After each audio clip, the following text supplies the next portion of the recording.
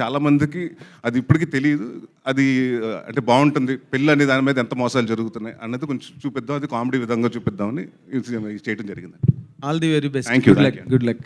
Thank you. Naresh గారు, ఆ ఒకటి అడక్కు అంటే మాకు గుర్తుకొచ్చేది రాజేంద్ర ప్రసాద్ గారు, ఇటు నాన్నగారు ఆ సినిమానే.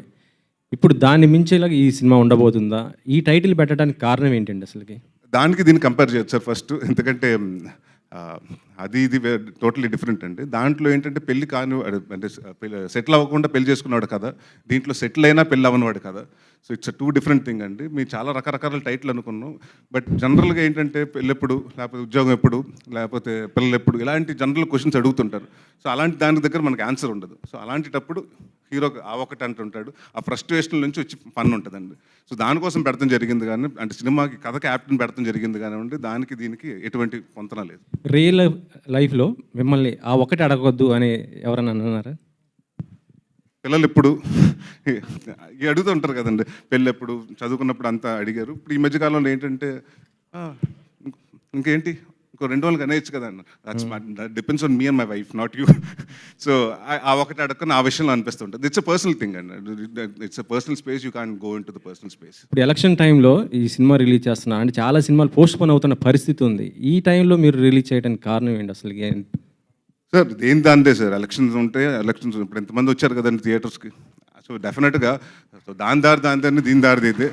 సో ఎంటర్టైన్మెంట్ అన్నది మనకు పార్ట్ ఆఫ్ తెలుగు కల్చర్ అండి. మనకి ఎంతున్నా టెన్షన్స్ ఉన్నా, హాలిడేస్ వచ్చినా, సంక్రాంతి వచ్చినా, పండుగలు వచ్చినా సినిమా. సో ప్లస్ మనకి అందరికి ఎగ్జామ్స్ అయిపోయినాయండి, సమ్మర్ వెకేషన్స్. సో చాలామంది బిలో 18 ఉంటారు కదండి, వాళ్ళందరూ సినిమాకి వెళ్ళి బయటకు వెళ్ళాలి కదా.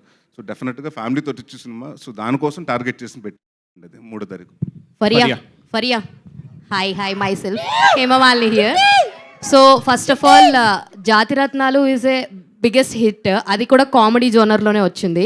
And aa tarvata what you did was not that much successful. And again you are coming with the comedy. Do you think comedy is your plus point?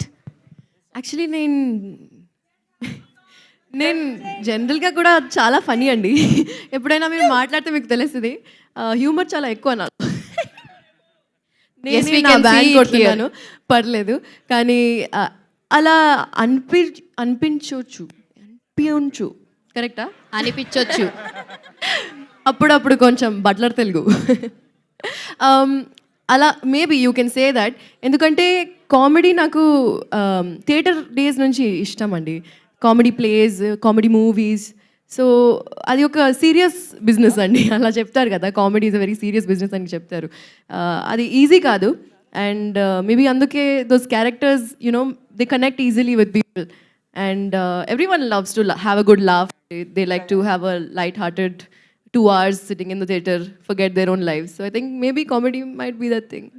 So Naresh garu,